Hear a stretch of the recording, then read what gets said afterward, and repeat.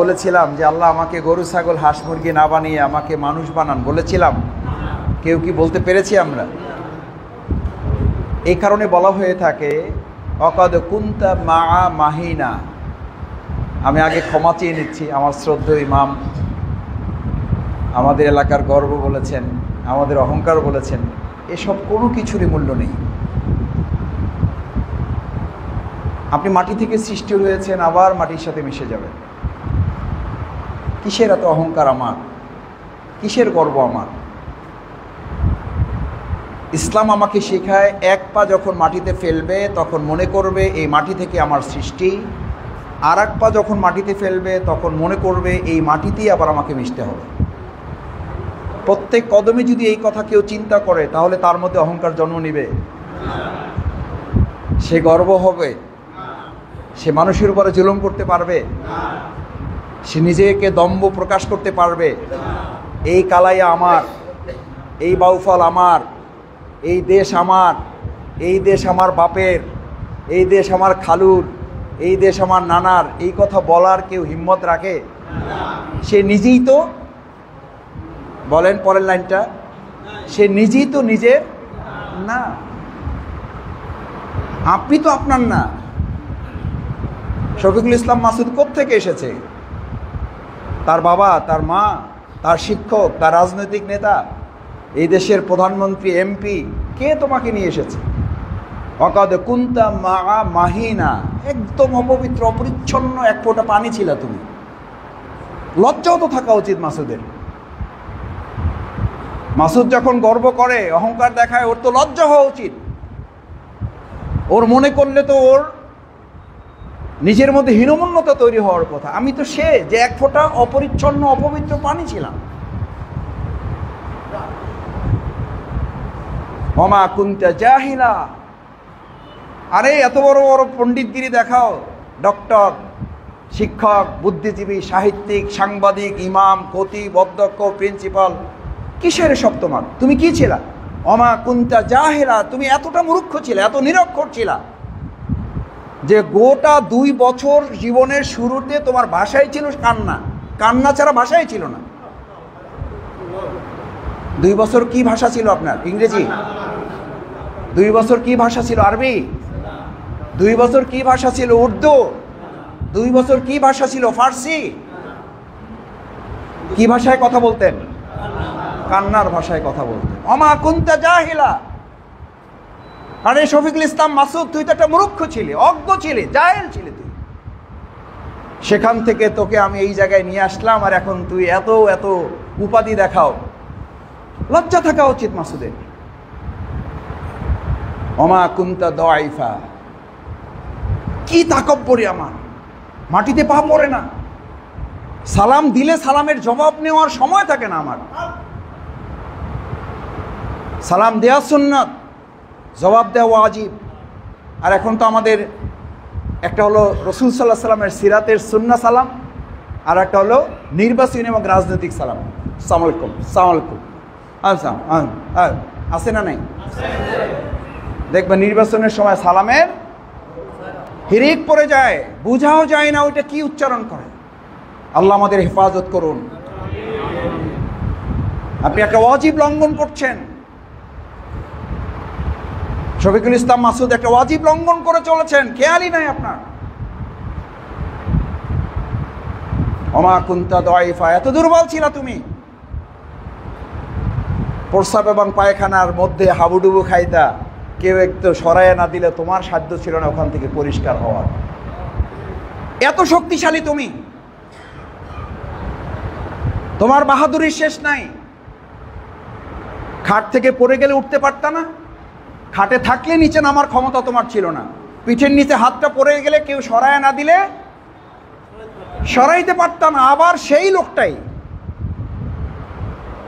সেই লোকটাই আমাকে 15 বছর, 20 বছর, 30 বছর, 40 বছর, 50 বছর আমাকে বারবার এই মসজিদে স্মরণ করানো হয়েছে, রসুল সাল্লাল্লাহু আলাইহি সাল্লামের সিরাতের আলোকে সোজা হয়ে চলুন। ওই সোজা হয়েছি, যা হয়েছি হবে হুজুর, আপনার অত বক্তৃতা করা লাগবে না, আপনি নিজের লাইন নিজে দেখেন। এটা কানের মধ্যে কে ঢুকায়? ইবলিস। ইবলিস ঢুকায়। হুজুর আপনি আপনার বক্তৃতা নিয়ে থাকেন, আমিও বুঝি ওগুলা। আমি সোজা হইলাম না 50 বছরে, 60 বছরে সোজা হইলাম না, 70 বছরে সোজা হইলাম না। এই দর্প অহংকার, এই দুর্বল লোকটাই 53 বছর ক্ষমতার দাপট দেখিয়ে যখন আপনি মৃত্যুর মুখে পতিত হন, তখন আপনারই এক সন্তান মাথার মুঠি ধরে, আর এক সন্তান পায়ের মুঠি ধরে টানে আর বলে সোজা করে বাঁধো।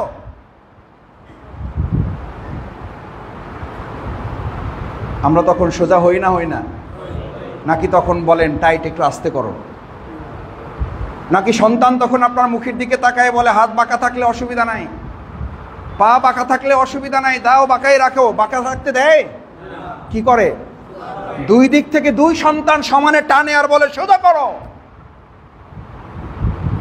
এই জন্য আমাদেরকে ইমামগণ, আলেমগণ, শিক্ষকগণ মনে করান সোজা তো হইলি, বাইসা থাকতে হইলি না। সোজা তো হইলি, বাইসা থাকতে হইলি না। মা কানা মুহাম্মাদুন আবা আহাদিম মির রিজালিকুম ওয়ালাকিন রাসূলুল্লাহ। যে সিরাতের আলোচনা,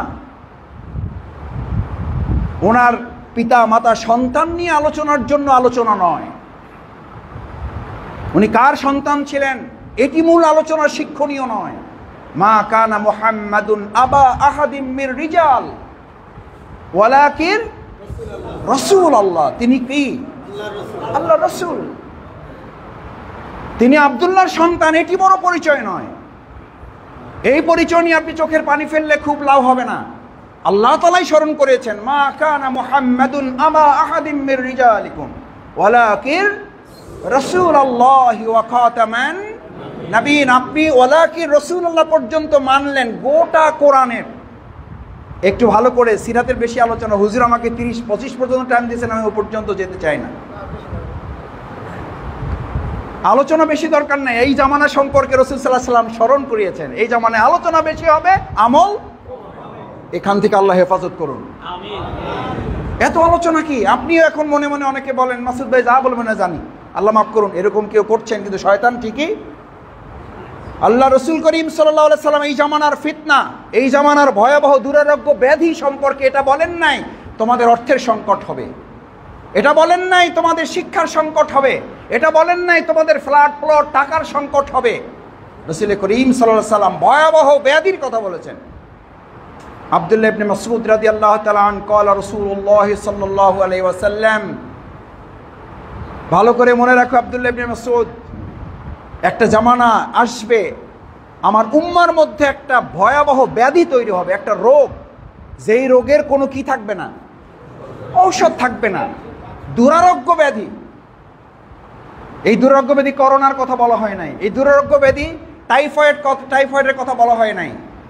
এই দুরারোগ্য ব্যাধি বুঝাতে গিয়ে প্রিয় নবী মুহাম্মদুর রাসূলুল্লাহ, এত আস্তে, মুহাম্মদুর রাসূলুল্লাহ সাল্লাল্লাহু আলাইহি ওয়াসাল্লাম অন্তর থেকে বলবেন।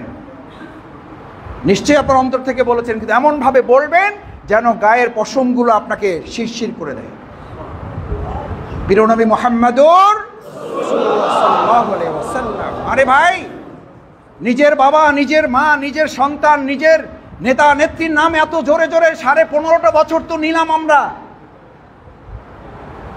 আমাদের সংসদ ভবন, আমাদের গণভবন, আমাদের বঙ্গভবন, ওমা কুনতা দাইফা, যে আলোচনায় ছিলাম, এত দুর্বল তুমি যে আল্লাহ তোমাকে এত শক্তিশালী করলো। 15.5 বছরের 15.5 ঘন্টায় আলোচনায় 1 সেকেন্ডের জন্য একবার আল্লাহর প্রশংসা করতে আমরা ব্যর্থ হলাম। 7 মিনিট সময় দেওয়া হয়েছে, মাননীয় সংসদ আলোচনা করেন। এই 7 মিনিটের মধ্যে তার নসিব হয় নাই একবার আল্লাহর প্রশংসা করার। এই 7 মিনিট একবার নসিব হয় নাই প্রিয় নবী মুহাম্মদুর রাসূলুল্লাহ সাল্লাল্লাহু আলাইহি সাল্লামকে স্মরণ করার। ধিক্কার জানাই এই সংসদ এবং গণভবনে, বঙ্গভবনের। এরকম গণভবন, বঙ্গভবন আর এরকম সংসদ সদস্য আমরা আগামী দিনে দেখতে চাই না। কারণ এই রাসূলুল্লাহ সাল্লাল্লাহু আলাইহি সাল্লামকে ভালোবাসার দায়িত্ব শুধু আমাদের একার নয়, গোটা মুসলিম উম্মাহকে ভালোবাসার নেতৃত্ব যে জায়গাগুলোতে দেওয়া হয়, সেখান থেকে যদি সেই ট্রেনিং আমরা না পাই, ওই সংসদ ভবন আমাদের দরকার নেই। কারণ প্রিয় নবী মুহাম্মদ রাসূলুল্লাহ সাল্লাল্লাহু আলাইহি সাল্লামের এই সাল্লাল্লাহু আলাইহি সাল্লামের আওয়াজ শুধু মসজিদ থেকে হবে না, এই সাল্লাল্লাহু আলাইহি সাল্লামের আওয়াজ গণভবন থেকেও হবে ইনশাআল্লাহ। এই সাল্লাল্লাহু আলাইহি সাল্লামের আওয়াজ বঙ্গভবন থেকেও হবে ইনশাআল্লাহ।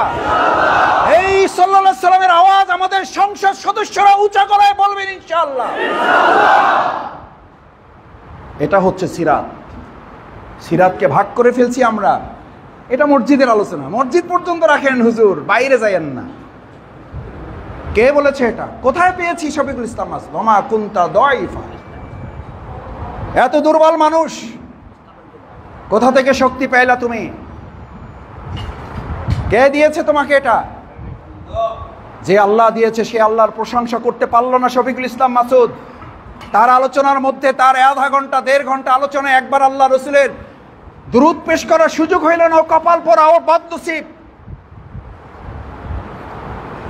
কারণ জাতি হিসেবেই আমরা এই কপাল পোড়াদের তালিকায় কি হয়ে গেছি? অন্তর্ভুক্ত হয়ে গেছে। আমাদের বিশ্ববিদ্যালয়ে সব চলে, কোরআন তেলাওয়াত কি করে দেওয়া হয়েছে? বন্ধ করে দেওয়া হয়েছে। আপনারা তো হয়তো ইসলামিক স্কলার বলেন, আমি মাপ চাই আপনাদের কাছে, আমি ইসলামিক স্কলার তো দূরে, আমি ইসলামের ছাত্রও হই নাই এখন। ইসলামের ছাত্রেরও আমি কিন্ডারগার্টেনে পড়ি, ওই ক্লাসেরও আমি কিন্ডারগার্টেনের ছাত্র, নার্সারিও পার করি নাই। তবে আমার এই বাউফলের সবচেয়ে বড় মাদ্রাসায় আপনাদের বিশেষ মেহেরবানিতে বারান্দা দিয়ে হাঁটার কিছু সুবিধার কারণে সুযোগ পেয়েছে, আল্লাহ দয়া করেছেন। সে কারণে কিছু টুকটাক ইসলামের সাধারণ ধারণা আমার মধ্যে আছে। আবার বিশ্ববিদ্যালয়ের সবচেয়ে বারান্দা দিয়ে হাঁটার তৌফিক আল্লাহ তাআলা দিয়েছেন। সেই বারান্দা দিয়ে হাঁটতে গিয়ে আপনারা এই মাদ্রাসা থেকে তৈরি করে দিয়েছেন, টুপি মাথায় দিয়ে তাদের সামনে হাজির হয়েছি। এই বিশ্ববিদ্যালয়ে সাল্লাল্লাহু আলাইহি সাল্লাম আর আলহামদুলিল্লাহ তো বহুত পরে, এই টুপিওয়ালা শফিকুল ইসলাম মাসুদকে দেখে বিশ্ববিদ্যালয়ের শিক্ষক বলেছে, তুমি টুপিওয়ালা, তুমি বাংলায় পড়তে আসছো কেন? যাও এখান থেকে বের হও, তুমি তো পায়ের নিচে কোরআন রেখে নকল করে আসছো। এটা আমি ইসরায়েলের কথা বলতেছি, এটা আমি বই পড়ে গল্প বলতেছি আপনাদেরকে, আমার জীবনের বাস্তব কাহিনী আপনাকে শোনাচ্ছি। যাও, কে তোমাকে বাংলায় পড়তে পাঠিয়েছে? বাংলার এখানে জায়গা নাই। সেজন্য বলেছি আলহামদুলিল্লাহ, প্রিয় নবী মুহাম্মদ রাসূলুল্লাহ সাল্লাল্লাহু আলাইহি সাল্লাম এমন জোরে আলহামদুলিল্লাহ রাসূল সাল্লাল্লাহু আলাইহি সাল্লামের এই দরুদ চিৎকার করে বলবেন যে বিগত 15.5 বছরে আমাদের হৃদয়কে যারা ক্ষতবিক্ষত করেছে, আমরা চিৎকার করে আওয়াজ তুলে তাদের হৃদয়কে ক্ষতবিক্ষত করব। সাল্লাল্লাহু আলাইহি ওয়াসাল্লাম। আমাদের প্রতিশোধ ইতিবাচক। আমরা কাউকে মারতেও যাব না, আমরা কাউকে রক্ত ঝরাতেও যাব না, আমরা কাউকে মামলাও দিতে যাব না, আমরা কাউকে হয়রানিও করতে যাব না, কিন্তু আমরা ইসলামের ইতিবাচক প্রতিশোধ গ্রহণ করব ইনশাআল্লাহ। কারণ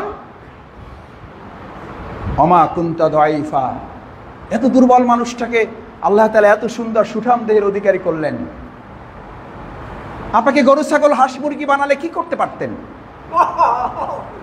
আপনাকে মানুষই বানালেন, মুসলিম বানালেন, হিন্দু বৌদ্ধ খ্রিস্টান বানিয়ে রাখলেন, কি করতে পারতেন? আপনাকে মানুষই বানালেন, দুটো চোখ দিলেন না, কি করতে পারতেন? আপনাকে পুরো মানুষই বানালে, হাত দুটো দিল না, পা দুটো দিল না, কি করতে পারতেন? আপনাকে মানুষই বানালো, চোখ দাঁত মুখ ঠোঁট জিহ্বা সব ঠিক আছে, এরকম একজন মানুষের মুখ থেকে শুধু কথাই বের হয় না, নাই? কথা চলতেছিল 20 বছর 15 বছর, হঠাৎ করে নাই, সিঙ্গাপুর থাইল্যান্ড বলে দিয়েছে শুধু একটা চামড়া না, শুধু একটা ঠোঁট না, শুধু একটা জিহ্বা না, কিছুই না, শত শত না, লাখ লক্ষ লক্ষ না, কোটি কোটি কোষ এর মধ্যে আছে, ওর মধ্যে একটা কোষ নিষ্ক্রিয় হয়ে গেছে, সুতরাং তার মুখ থেকে আর কথা। আল্লাহু আকবার, আল্লাহু আকবার। সেই আল্লাহর প্রশংসা করতে তোমার এত কার্পণ্য, সেই প্রিয় নবী মুহাম্মদুর রাসূলুল্লাহ সাল্লাল্লাহু আলাইহি সাল্লামের দুরূদ পেশ করতে তোমার এত কার্পণ্য। এই জন্য কোশ্চেন করা হচ্ছে, ওমা আতাইতুকা কলবান তাতাফাক্কারু বিহা। আরে বদনসিব, কপাল পরা, তুই এত বড় মেম্বার, তুই এত বড় চেয়ারম্যান, তুই এত বড় এমপি, তুই এত বড় মন্ত্রী, তুই এত বড় হুইপ, তুই এত বড় মেয়র, তুই এত বড় ইমাম, তুই এত বড় খতিব, তুই এত বড় শফিকুল ইসলাম মাসুদ, কি যায় আসে? ওমা আতাইতুকা কলবান তাতাফাক্কারু বিহা, তোমার মধ্যে যে কলব, তোমার মধ্যে হৃদয়, হার্ট, যে উপলব্ধি ক্ষমতা, যে ভালোবাসার সুযোগ, যে নেয়ামত, যে মাখলুক আল্লাহ তোমার মধ্যে দিয়েছেন, এটা কার? আল্লাহ। সেই সব ভালোবাসা বিনিয়োগ করে দিলেন স্ত্রীর জন্য, সেই সব ভালোবাসা বিনিয়োগ করে দিলেন সন্তানের জন্য, সেই সমস্ত মহব্বত বিনিয়োগ করে দিলেন ব্যবসার জন্য, সেই সমস্ত মহব্বত বিনিয়োগ করে দিলেন শুধু জনগণের জন্য। আপনি স্লোগান তুলেছেন জনগণ সকল ক্ষমতার উৎস, এই কথা বাইরে বলে নামাজ পড়লে ওই নামাজ আল্লাহর দরবারে কবুল হয় না। আমরা আজকে এখানে বলে যেতে চাই, রাসূল সাল্লাল্লাহু আলাইহি ওয়াসাল্লামের সিরাতে শিক্ষা হচ্ছে সকল ক্ষমতার উৎস হচ্ছেন আল্লাহ। এটা বলার পরে এখন বলা হবে শফিকুল ইসলাম মাসুদ তো গণতন্ত্রে বিশ্বাস করে না, হ্যারে ভোট দিয়েন না। আরে ভাই, ভোট চাইতে আসছি নাকি আমি? আপনি কারে ভোট দিবেন আর কারে দিবেন না, এই অনুমোদন আপনার থেকে হয় না, এটা কোথা থেকে হয়? আপনি একজন ভালো মানুষকে ভোট দিবেন, এটা আল্লাহর প্রতি পৃথিবীর সবচেয়ে বড় নেয়ামত। আপনি একজন অন্যায় অশ্লীলতা ব্যবহারকারী ভোট দিবেন, এটা দুনিয়ায় আপনার প্রতি আল্লাহর সবচেয়ে বড় অভিশাপ। কারণ যাকে আপনি আপনার ওই ভোট সমর্থনটা দিবেন তার সাথে হাসর হবে, ওই গাঁজাখোরে, মদখোরে, নারীখোরের সাথেই আপনার সেদিন হিসাব নিকাশ হবে। হিসাব করে দিয়েন। ভোট চাইতে আসে নাই, কিন্তু এটা খেয়াল রাখেন, এটা যেন শফিকুল ইসলাম মাসুদ খেয়াল রাখেন। ভোটের ভয় দেখাবেন না আমাদের। যে আল্লাহকে ভয় করে সে দুনিয়ার আর কোনো কিছুকেই ভয় করে না, এটা জায়েজও নেই। যার মধ্যে আল্লাহর ভয় স্থান পাবে, দুনিয়ার আর কোনো ভয় তার মধ্যে স্থান পেতে পারে না। ওটা হারাম, মদের মতো হারাম, ওটা জেনার মতো হারাম।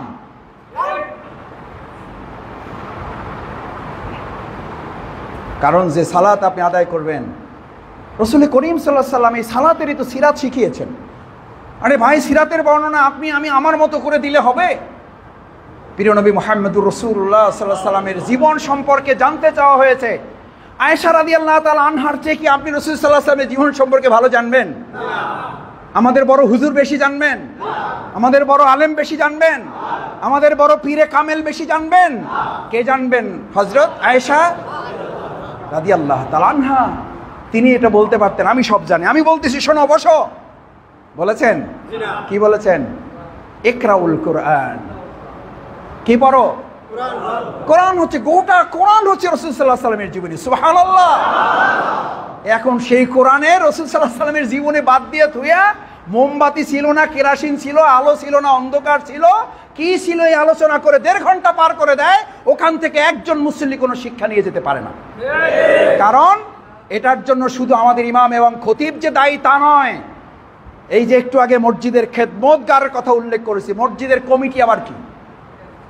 কমিটির সদস্য যারা আছেন আল্লাহর রাস্তায় মাফ করে দিয়েন। আল্লাহ তাআলা কোরআনে উল্লেখ করেছেন মসজিদের খাদেম থাকবে, মসজিদের কোনো মালিকানা নেই। মসজিদের মালিক কে? আল্লাহ সুবহানাহু ওয়া তাআলা। ওই মসজিদের মালিকানা যদি কোনো জমিওয়ালা মনে করে, ওই মসজিদে কি হবে না? নামাজ হবে না। তা আপনি কিসের কমিটি? শফিকুল ইসলাম মাসুদ সভাপতি। আর সেই সভাপতি সেক্রেটারিদের ভয় ইমাম খতিবরা রাসূল সাল্লাল্লাহু আলাইহি ওয়াসাল্লামের কোরআন থেকে আলোচনা করার সাহস করেন না। কারণ কোরআনের পাতার দিকে 2 বার তাকালে 3 বার তাকায় কার দিকে? সভাপতির দিকে। চাকরিটা থাকবে কিনা, বেতনটা আগামী মাসে হবে কিনা। ব্যতিক্রম নিঃসন্দেহে অনেক সাহসী ইমাম খতিব আছেন। ইমাম বুখারী রাহিমাহুল্লাহ বলতেন, এই জিহ্বা যতক্ষণ আছে আল্লাহর কথা বলে যাব, যতক্ষণ জিহ্বা থাকবে না ততক্ষণ উপলব্ধি, ওই হৃদয় দিয়ে উপলব্ধি করতে থাকবো। হৃদয়টা যদি বন্ধ হয়ে যায়, চোখ দিয়ে বিস্ফোরণ ঘটাবো। চোখ যদি অন্ধ করে দেয়, হাত দিয়ে উঁচু করে ধরবো। যদি হাতগুলো কেটে ফেলে তাহলে পা দিয়ে ভর করে চলবো। যদি পাগুলো কেটে ফেলে তাহলে এই হৃদয় বুকটা দিয়ে হামাগুড়ি গুড়ি দিয়ে রাসূল সাল্লাল্লাহু আলাইহি ওয়াসাল্লামের দিকে এগিয়ে যাবো। সুবহানাল্লাহ। এই হচ্ছে ইমামের সিরাতের বয়ান। আর আমি শফিকুল ইসলাম মাসুদ কোন কথা বললে আবার ভোট কমে যায়, ডাইনে কোন ভোট, বামে কোন ভোট, কালাইয়ের ভোট আবার কি টাইপের, এই হিসাব করে শফিকুল ইসলাম মাসুদ যদি কপাল পড়া, ও যদি ওয়াজ করে, ওর উপর আল্লাহর অভিশাপ, ওর সে বড় বদনসিব আর পৃথিবীতে আর একটা হতে পারে। ওমা আতাইতুকা কলবান তাতাফাক্কারু বিহা, এই হৃদয়টা দেওয়া হয়েছে এই জন্য নয় যে তুমি শুধু এটা করবা। আয়েশা রাদিয়াল্লাহু তাআলা আনহা রাসূল করিম সাল্লাল্লাহু আলাইহি সাল্লামের জীবনী জানতে চেয়ে বললেন, ইকরাউল কোরআন, কোরআন পড়ো। সাহাবীগণ রাসূল করিম সাল্লাল্লাহু আলাইহি সাল্লামের সরাসরি তার নামাজ তার সালাত দেখে সালাত শিখেছেন। আর এখন অমুক মাযহাব, তমুক মাযহাব, অমুক হুজুর, অমুক ইমাম, অমুক পীর সাহেব, অমুক নেতা, এই লাইন ধরছি আমি। আর রাসূল করিম সাল্লাল্লাহু আলাইহি সাল্লাম বললেন, সালাতের জন্য কয়টা জিনিস সামনে রাখো। সিরাতের বর্ণনা দিনের পর দিন আলোচনা করেও তো এটা শেষ করা যায় না। গোটা কোরআন যদি রাসূলের আলোচনা হয় তাহলে এটা কয়দিনে শেষ করা যাবে? 23 বছরের জিন্দেগি লাগছে শুধু এটা কি করতে, বাস্তবায়ন প্রক্রিয়ার জন্য যেতে। আর আপনি এটা 23 মিনিট আর 23 ঘন্টায় আলোচনা শেষ করে দিয়ে বলবেন সাদাকাল্লাহুল আযীম। সালাতের রাসূল করিম সাল্লাল্লাহু আলাইহি সাল্লাম বললেন যে আপনি রাসূলের সিরাত থেকে প্রথম শিক্ষা সালাত থেকে নিন। সালাতে যখন দাঁড়িয়ে যাবেন 5টি জিনিসকে সামনে রাখবেন। সাহাবাগান বললেন, ইয়া রাসূলুল্লাহ, সালাতে যখন দাঁড়াই তখন তো নামাজের মধ্যে অনেক সময় মনোযোগ থাকে, আবার অনেক সময় মনোযোগ, এটা ওনাদের হতো, আমাদের তো হয় না। কি পিছনে ঘুমায় গেছেন? এটা সাহাবীদের হতো, আস্তাগফিরুল্লাহ, আর আমাদের হয় না। আমাদের তো একজন মালিক ধরছে তার কর্মচারীর, যে কি হইল এতক্ষণ লাগলে কেন আসতে, আজকে নামাজ শেষ করে প্রতিদিন তো 5-7 মিনিটে পড়ে শেষ করে আসো। যে স্যার কি বলবো, অন্য দিনের তুলনায় আজকে বেচা কিনাটা একটু বেশি হয়েছে, আমি পুরা হিসাবটা নামাজের মধ্যে কমপ্লিট করে তারপর আপনার কাছে আসি। যার কারণে আজকে নামাজে একটু কি লাগছে, বেশি সময় লাগছে। আমা রব্বাহু, আপনি সালাতে দাঁড়ান না, ইমামের সামনে দাঁড়ান না, আপনি মেম্বার সামনে রেখে দাঁড়ান না, আপনি কার সামনে দাঁড়ান? আল্লাহর সামনে। আল্লাহর সামনে দাঁড়ানোর প্র্যাকটিস যে রাসূল সাল্লাল্লাহু আলাইহি ওয়াসাল্লামের সিরাত থেকে সালাতে গ্রহণ করে, সে সালাত থেকে বের হয়ে ঘুষ খাওয়ার সময় তার সামনে তো আর আল্লাহ থাকে না, সুদ খাওয়ার সময় তো তার সামনে আল্লাহ থাকে না, জেনা করার সময় তার সামনে তো আল্লাহ থাকে না। আমার চোখের সামনে চাইলেই আমার তরুণেরা, আমার যুবকেরা 2006 সালের 5ই আগস্ট যারা গুলির মুখে জীবন বাজি রেখেছ, আমি আমার তরুণ কলিজার টুকরা সেই সমস্ত শিক্ষার্থীদের উদ্দেশ্যে এক সেন্টেন্সে শেষ করতে চাই।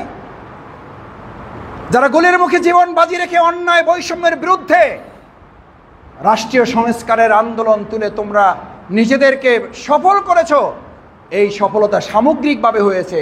এবার ব্যক্তির সফলতার জন্য স্লোগান তুলতে হবে, রাষ্ট্রীয় সংস্কারের জন্য চাই নিজের সংস্কার। রাষ্ট্র জান্নাতে যাবে? বাংলাদেশ জান্নাতে জাহান্নামে যাবে? ফয়সালা কার উপরে হবে? এখন আমাদের স্লোগান কি? রাষ্ট্রীয় সংস্কার চাই, নিজের খবর নাই। দেশ সংস্কার হলো, দেশ আপনার পছন্দের মতো করে তৈরি হলো, সব ঠিকঠাক হলো, আল্লাহ মাফ করুন, আল্লাহ মাফ করুন, আল্লাহ মাফ করুন, আমি জাহান্নামী হলাম, লাভ লস। আপনি রাষ্ট্রীয় সংস্কারের জন্য চেষ্টা করতে করতে করতে করতে আল্লাহর কাছে হাজির হয়ে গেলেন, আল্লাহ আপনাকে ডেকে নিয়ে গেলেন, আল্লাহর দরবারে আপনি উপস্থিত হয়ে গেলেন, আল্লাহ তাআলা হিসাব নিকেশের ভিত্তিতে আপনাকে জান্নাতে নিয়ে গেলেন। দুনিয়ায় আপনি পুরা মেরামত করে যেতে পারলেন না, আপনি জান্নাতে গেলেন, লাভ না লস? কিন্তু আপনার কোশ্চেন কোনটা? আপনার টেনশন কোনটা নিয়ে? ডিভাইস উল্টে গেছে, কারণ জাতি তো উল্টে গেছে। আমাদেরকে উন্নয়নের রোল মডেলের হাইওয়েতে তুলে দেওয়া হয়েছে, ঠিকই উন্নয়ন হয়েছে, লাভ ঠিকই দিয়েছি, কিন্তু সামনে না যাই কোথায় গেছি? এরকম একটা প্রাণী আছে, এরকম একটা মাছ আছে, কি নাম? চিংড়ি মাছ। কারণ ওর আসল জিনিস নিচে থাকে না, কই থাকে? মুরব্বীরা আছেন, এই আলোচনা বেশি করতে চাই না। চিংড়ি মাছের আসল জিনিস নিচে না থাকে, কোথায় থাকে? এই জন্য লাভ দিলেও কই যায়? চিংড়ি মাছ আমরা ছোট সময় ধরতে গেলে ওই যেখানে অবস্থান ওখানে অবস্থান রেখে আমরা সামনে হাত দিতাম না, কোথায় হাত দিতাম? জানি যে লাভ দিলে কই যাবে। জাতি হিসাবে আমরা লাভ ঠিকই দিছি,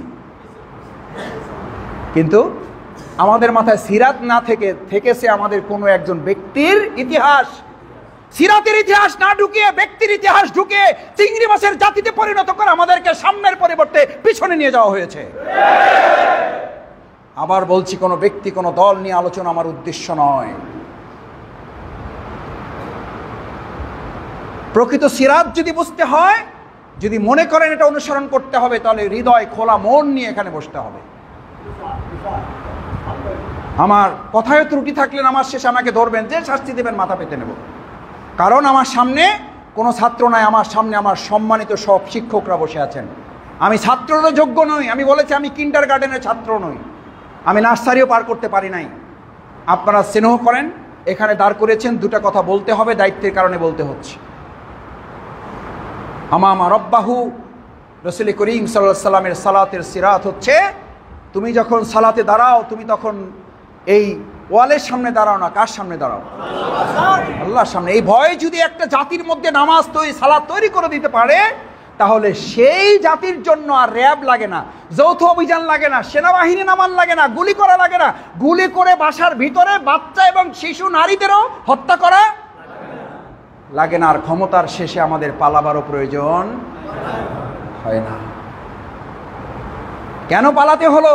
পালাতে হলো এই জন্য যে এতদিন আল্লাহর আইনের, আল্লাহর ভয় থেকে পালিয়েছেন, এখন মানুষের ভয় আপনাকে পালাতে বাধ্য হতে হয়েছে। আর এতদিন যদি আমি আল্লাহকে ভয় করে চলতে পারতাম, তাহলে আমাকে পালাতেও হতো না, আমার ক্ষমতার শেষে আমাকে জেলখানায়ও যেতে হতো না। সালাত থেকে, সিরাত থেকে প্রথম শিক্ষা হচ্ছে আমামা রব্বাহু, আমার সব কাজে আমাকে মনে রাখতে হবে আমার সামনে কে। এই ধারণা কি আমরা রাখতে পারবো? ইনশাআল্লাহ। এই ধারণা রাখলে এখন থেকে পরিবারে শান্তি বহমান হবে। কারণ আপনি এখন বাসায় গিয়েই প্রথমে মনে করবেন আজকে তো শরীর একটু তাজা গরম আছে, দরজা খুইলাই কেন ঘর থেকে সালাম আগে আসলো না? কি করো তোমরা ঘরে বসা? এত রান্নায় ব্যস্ত থাকো, দেখি কি দিছো, খাইয়ে মুখে দিয়ে দেখলেন লবণ একটু কম হয়েছে, নাহলে বেশি হয়েছে, দিলেন লাগাইয়া শুরু করে। কারণ আমার মধ্যে কি নাই? কার ভয় নাই? আল্লাহর ভয় যার মধ্যে থাকে, সে দুনিয়ার মানুষকে ভয় দেখাতে পারে না।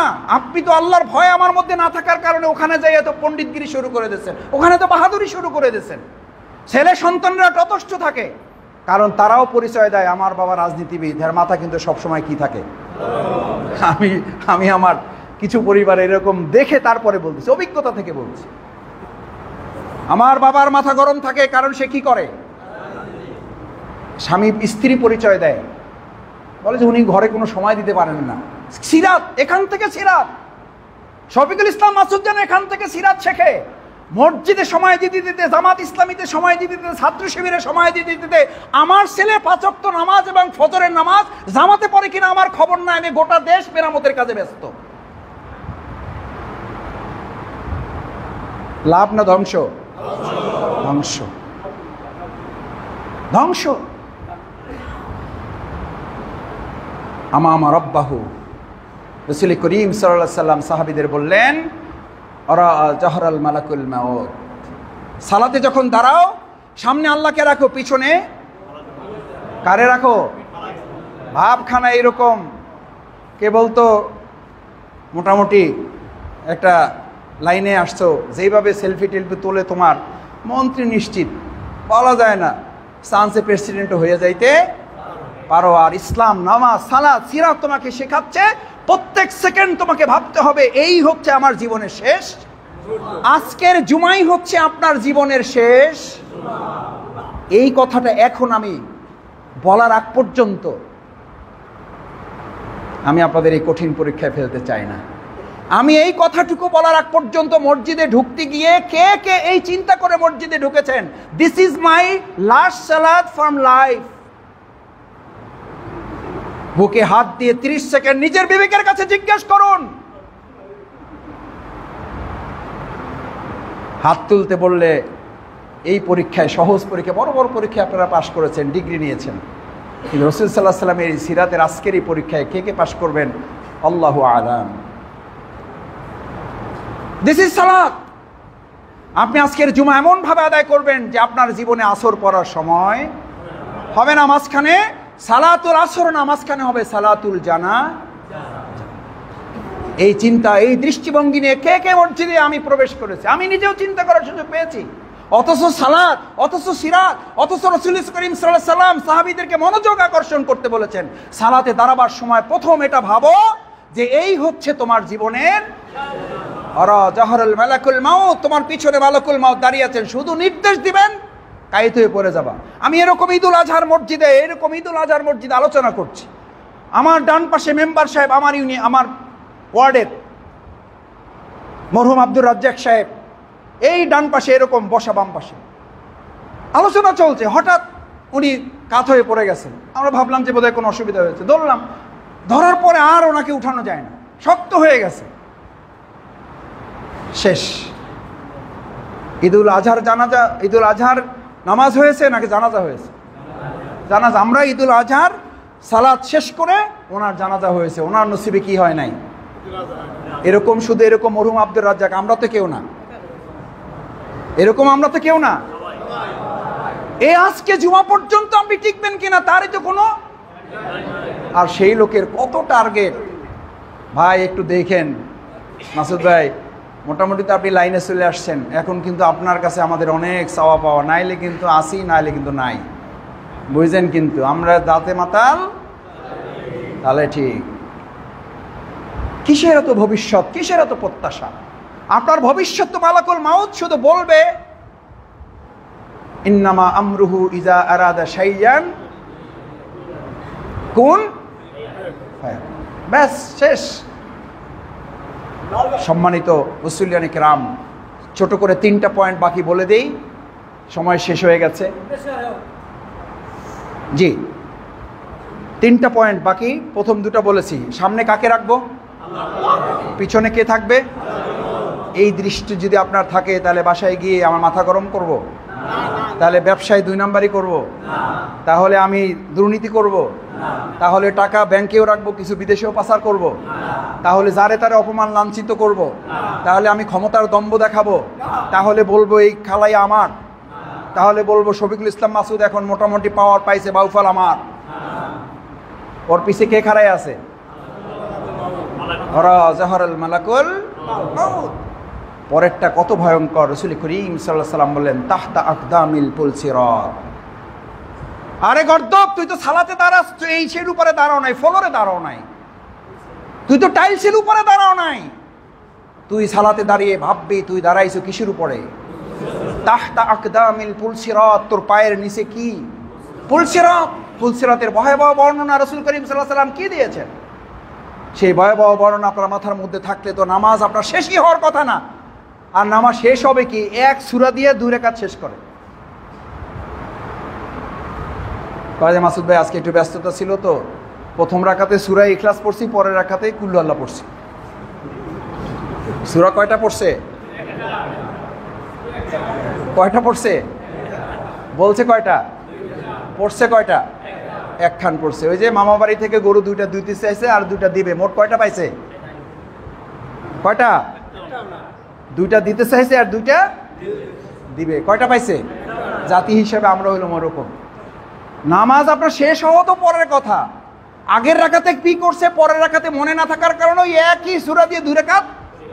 আর একজন তোমার ইউনিভার্সিটির শিক্ষক, সে বলছে মাসুদ ভাই আমার অবস্থা কখনো এরকম হয়েছে, বলতে লজ্জা লাগতেছে, যে 1 রাকাতে কুল হু আল্লাহ সূরা নাসের অর্ধেক পড়ছি, পরের রাকাতে বাকি অর্ধেক পড়ছি। সাহাবীগণের নামাজ শেষ হতো না, আর আমাদের নামাজের সময় পাওয়া যায় না। সময়ের বরকত থেকে যদি কেউ মাহরুম না হতে চান, আজকে থেকে সিরাত শিখে নেন। সালাতে যত বেশি সময় দেবেন, আল্লাহ আপনার জীবনের সময়ের বরকত তত বাড়াই দেবে। সুবহানাল্লাহ। সময়ের বরকত চান কে কে দেখি? কারণ আমাদের জীবনে সবাই সব আছে, কি নাই? সময় নাই। সময় নাই কেন? এটার একটা কথা বলে শেষ করে দেই। ধরেন পৃথিবীর সবচেয়ে বড় একজন ধনী মারা গেল, সবচেয়ে বড় একজন ডাক্তার মারা গেল, ওর ধনীও আবার ডাক্তারও, ওর টাকাও আছে, চিকিৎসাও আছে, সবই ছিল, মারা গেল কেন? কি নাই?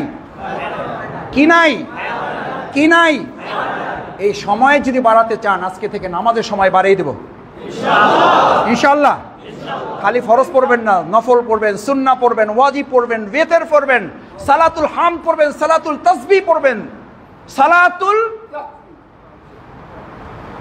হাজত। বিপদ মুসিবত আসছে, দৌড়ে একজনের কাছে হাজির হবেন না, খালি ফোন করেন না, ভাই একটু দেখেন। রাসূল করিম সাল্লাল্লাহু আলাইহি ওয়াসাল্লাম বলতেন আসসালাতু আইনুজ যিকির, এটা হলো সিরাত। অন্তর প্রশান্তি করার জন্য আমি দুনিয়ায় কোথাও দৌড়দৌড়ি করে নাই। যখনই কোনো অস্থিরতা আমার মধ্যে তৈরি হয়েছে, আমি কোথায় দাঁড়িয়ে যেতাম? আল্লাহু আকবার। আপনি প্র্যাকটিস করুন। প্র্যাকটিস করুন, অন্তরটা প্রশান্তিতে ভরে দেবেন কে? আল্লাহ সুবহানাহু। ভাইয়েরা, এটা হলো তাহতা আকদামিল পুলসিরাত। আপনি সালাতে দাঁড়াবেন না আজকে, জুমায় দাঁড়াবেন কোথায়? পুলসিরাতে দাঁড়াবেন। তারপরে রাসূল করিম সাল্লাল্লাহু আলাইহি সাল্লাম বললেন, সিরাত আমার জীবন থেকে শেখো, আমার কোরআন থেকে শেখো। বিলিয়ামিনে জান্নাহ হবে শিমালে জাহান্নাম। তুমি নামাজে দাঁড়ানো অবস্থায় তোমার মধ্যে চিন্তা থাকবে, একটু এদিক ওদিক হয়ে গেলে নামাজে, যদি একটু এদিক ওদিক হয়ে যায় তাহলে হয় জান্নাতে পড়ে যাব, না হলে জাহান্নামে পড়ে যাবে। আল্লাহু আকবার। এই ভাবনা করতে করতেই ওমরের মতো সাহস, হিম্মত, দিলদার লোক, দাল দিরজ লোক, সবচেয়ে হিম্মতওয়ালা লোক, সবচেয়ে সাহসী লোকটা নামাজের মধ্যে এমন ভাবে কাঁদতো যেন ডেক্সির আওয়াজ বের হয়।